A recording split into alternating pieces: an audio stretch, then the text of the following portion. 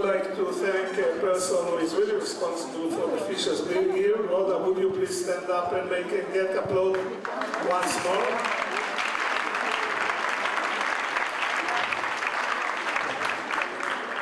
This session was possible for the cooperation and the confirmation of Rhoda. Thank you very much, Rhoda.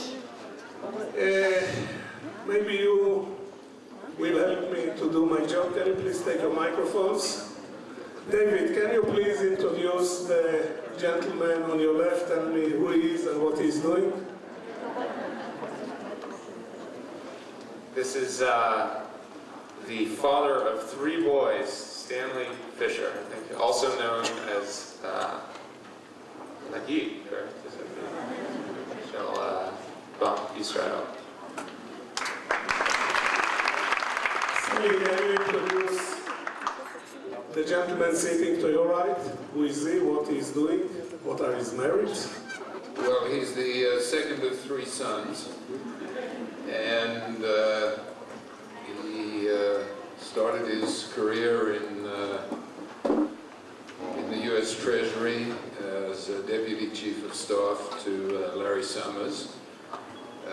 Later did an MBA at Stanford, moved to, was compensated. He wanted to do private equity.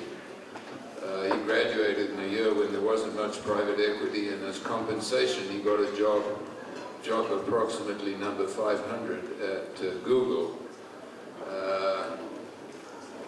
He was at Google 5 years? 7.5 years. Became Vice President for Global Sales, and later moved to Facebook, where I'm not sure of his exact title, but as I explained to people, he's a macher at Facebook. We will come back to it. Now, let's hear the real truth. Rhoda, can you please introduce these 2 guys on the stage? Who are they?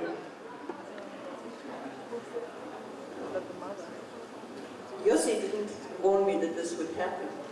However, these are among my favorite men in the world. Stan, David's older brother Michael, David himself, and our youngest son Jonathan. 4 extraordinary human beings. And we're extremely proud that they saw their father as a wonderful role model and learned the values that we thought were important.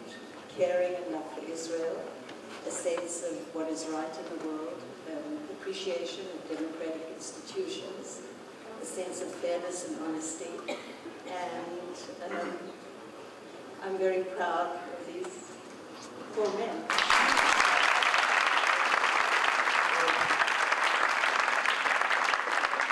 David.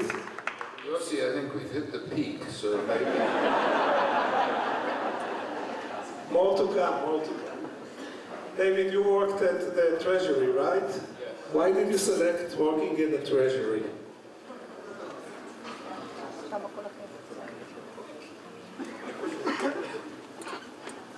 It was, I had studied political science and economics in school. I became very interested in political science and had avoided economics because, to his credit, I think my father, both my parents, put no pressure on what we should study, only that we should study and we should follow our passions. This is my brothers and myself, which I think is good advice in and of itself. And so I had been very interested in political science, and at some point along the way, after avoiding economics, not wanting, like a lot of kids thinking it's best to do anything but what your parents do, realized that there was some good there. So I'd gone into journalism for a few years, and then in Washington, and after realizing I wanted to be on the inside looking in, and not on the outside, that I wanted to go into government to do public service, and the Treasury seemed like a logical place for me to end up, so that's where I went, and it was a good choice.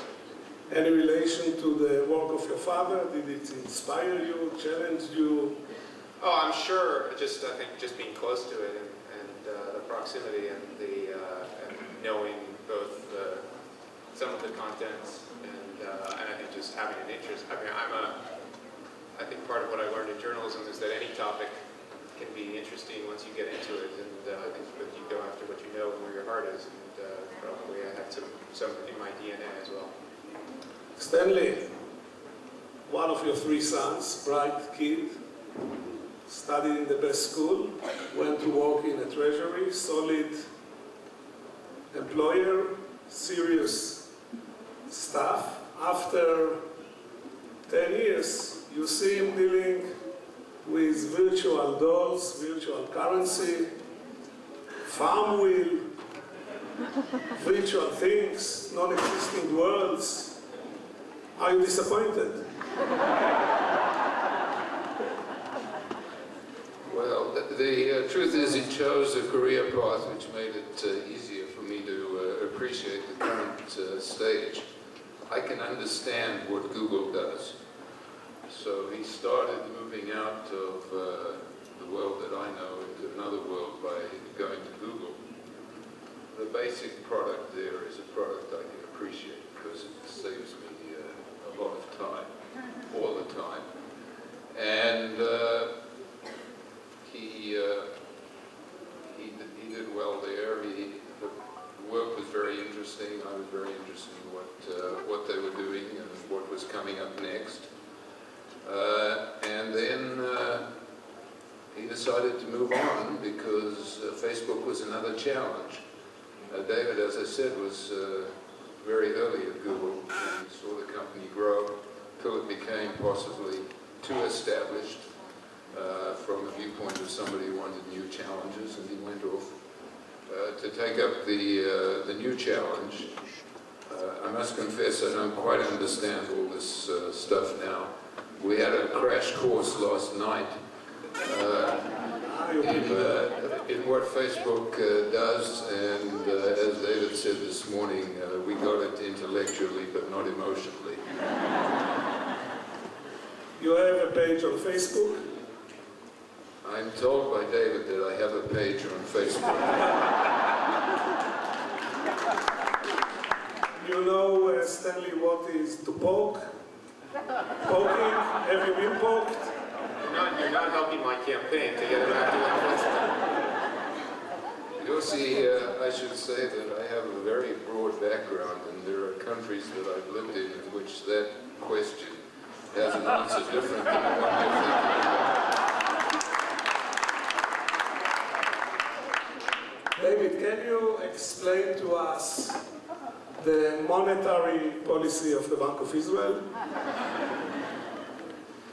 No, but would you trust the people who are running the Bank of Israel? I would trust them with the monetary policy decisions. I would. I think. I mean, what I would say on that is, I think for both my parents, I think coming to Israel has been, on many levels, a true highlight, and I know professionally. For my father, that this job is one that he loves, and I know he puts his whole self into it, but it seems like, what do you guys think? It seems like he's doing pretty well, so it's...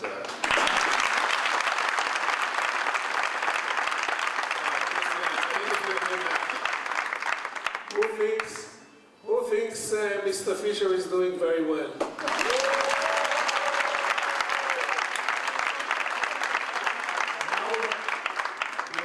There is nothing more heartwarming than a son seeing his father being appreciated by his constituency. So let me ask the question, rephrase the question.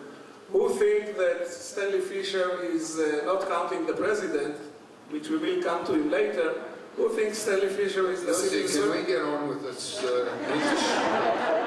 Mr. Fischer, I'm not interfering in the monetary policy. Don't interfere in my job. Who thinks he's civil servant number one in Israel?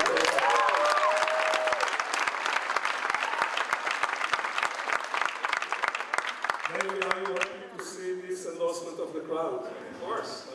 Good. And what do you think your mother is thinking right now? I think she was applauding. Good. David, do you consult with your father from time to time? Absolutely. Yeah? Yeah. I don't want to go into the intimate Fischer family, but are you willing to share general idea? Yeah, I think it's been, like I said earlier, the approach that I think both my parents took was to encourage me and my brothers to follow our passions, to do what we wanted to do, and our folks and they're people who lead by example, by not telling you what to do, but have been committed to what they believe in and what they work on. And I think that the conversations we tend to have are about what we're trying to do and the challenges we face and just talking through them. And I think each of us are in different enough fields that it's not about the specifics of solving the immediate problems we face, but more just there's having someone you can bounce ideas off of who you know is nothing but your self-interest at heart. And I think those are the kind of conversations that we tend to have. Stanley, do you consult with your sons from time to time on issues? Yeah, I certainly do. David happens to be a very good strategist, maybe tactician on political things or quasi-political things, and I frequently consult with him. There's a certain fact, which is within the family, when you ask a fellow professional something, you're never quite sure of all the motives that are moving around in the background of the advice you get. With your children, you are. And if they're good, and he's very good, it's a terrific benefit. Did you consult with them? I'm asking now a very theoretical question. Yeah, the answer is yes to that question. Would you consult with them on career moves, for instance? Well, certainly when we when Rhoda and I decided to take this job, we had a couple of family conference calls, and it was part of a process. And yes, we did consult with the kids. Stanley, what do you think David will do next after Facebook? Well, we discussed that. I mean, there are a lot of things he could do. He could go back into the public sector if he wants to. The States is much more accepting of people moving into the public sector, out of the public sector, into business, back into the public sector. There will be other challenges. He loves the challenge of developing a new business. There might be something smaller that comes along that might be another challenge, but I don't see him facing the question of his immediate challenges right now. He's been in Facebook for a year? Year and a bit, so it's a bit early to start talking about where he'll end up next. Incidentally, on this question of whether we encourage the kids not to go into economics, there's a discussion between the two members of the family, the two senior members. I say I was strictly neutral. The other senior member of the family says I actively discouraged them. I don't believe that was true. And I tried just to say, you do what you want. Sometimes people say they saw me working too hard and thought maybe they should go somewhere else. Good. David, how would you regard the understanding of your father of the digital world?